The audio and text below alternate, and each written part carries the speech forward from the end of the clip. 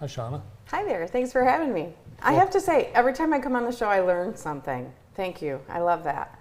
I did not know the Town Bar had the world's best chicken sandwich. You gonna try it? I will, because I'm always looking for something new to eat downtown. That's right. And then that Jan was doing a book signing event.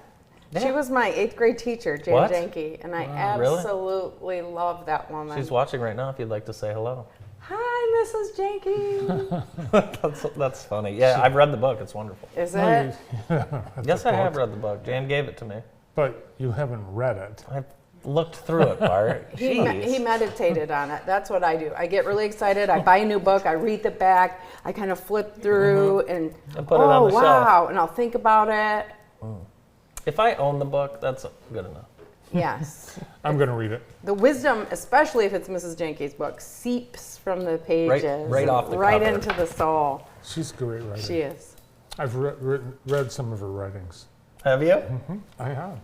All right. Yesterday, the Y was closed because you're doing construction. Right. Power was turned off. We've had a few situations where we've had to shut everything down just for the day so that we can work on some of the electrical work. And can I comment on some of these photos? Wow. Look at this. This is the new lobby. So this is as soon as you walk in the new front door, this is your lobby with views up into the wellness center, this big grand staircase, and right around the corner is the new kids zone. And the new kids zone is absolutely beautiful too. That's the babysitting while you work out, but People are going to want to hang out longer at the Y. I think so It's too. not going to be your quick workout and go. Right. And you know, that's really our intent. This is a view looking out from the new wellness center at the new entrance, but look at the views. I'm so excited. That could be the view from your treadmill, Andy. Right Wow, look at that. That's awesome. Yeah. Let's see what it looks like right now from our sky cam. Oh my goodness. This There is it where you is. can really see, you know, people are like, what is the Y going to look like? Well, look. Yeah, it's Looks just different. gorgeous. And you can see it's starting to take shape there along the far east side. There's going to be a lot of green space. And that butts right up to the new kids zone, the new There's gonna have some- babysitting. That car's going to hit. Well, that car's backing up and it looks like this person's taking another spot.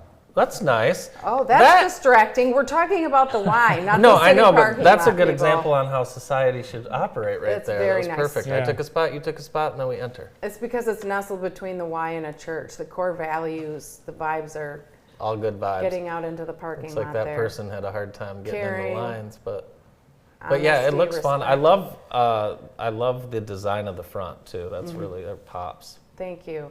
You know, it was tricky to figure out how to tie in the old with the new and all of the different colors. That building has been added on to multiple times. They opened the doors back in the early 1960s, and I can remember a rendition of new construction late in the 70s, and as a little girl being really excited about that. And then, you know, they did construction on the building every few years after that. The biggest expansion was back in 2001, 2002. So it's hard to tie all that together, but I think the architects have done a really, really nice job of that. Who's picking out the colors? Oh gosh, and you know, I'm really fortunate because that is not my forte. I am not good at making things look pretty, but we worked with a firm called Grow that specializes in design work for YMCAs. They did the initial kind of architectural design, and then they also helped us with the interior design. And then you add to that Megan Hunt, our executive program director, who has an incredible eye for making things pretty, and Dawn Race, our finance director, she's handling all the procurement. So the two of them, and of course all the staff are contributing to that work, but we're excited to see how it unfolds. But yeah, making things pretty is, there's a lot to it. There's a science to that. sure. And in addition to creating a strong sense of welcoming, that was, you know, one of our main priorities, a statement of accessibility. To your point, we want it to be really warm once you enter too. And it needs to be visually stimulating. It needs to make you want to engage in physical activity. But we also want it to be your third place. We want it to be a place where you come on a regular basis and you come and you stay and you build relationships. And Any key dates out there coming up? yes, big key dates. So by the end of November, we're going to be moved into the front of the building. We'll be moved into the new construction. We'll be moved into the expanded wellness center. The front of the house, we've been calling it. The front of the house will open by the end of November. The tough part is that the back of the house goes down at the beginning of November. And what that means is no men's and women's locker rooms, no pools, and unfortunately no gymnasiums. The good news is that our new universal locker room will be done. So folks who want to change and shower before and after their workouts will be able to do that. It's a gorgeous new setup in that universal locker room. There's individual units with sinks, toilets, and showers that all lock. Oh, nice. So that's going to be a great feature going forward for people who aren't comfortable in a traditional Sure. locker room setting, or for families or kids. So that will be open and available, but the steam and sauna and those other amenities in our member locker room, unfortunately, will be down for a little while. But then everything will be done by the end of May. Awesome.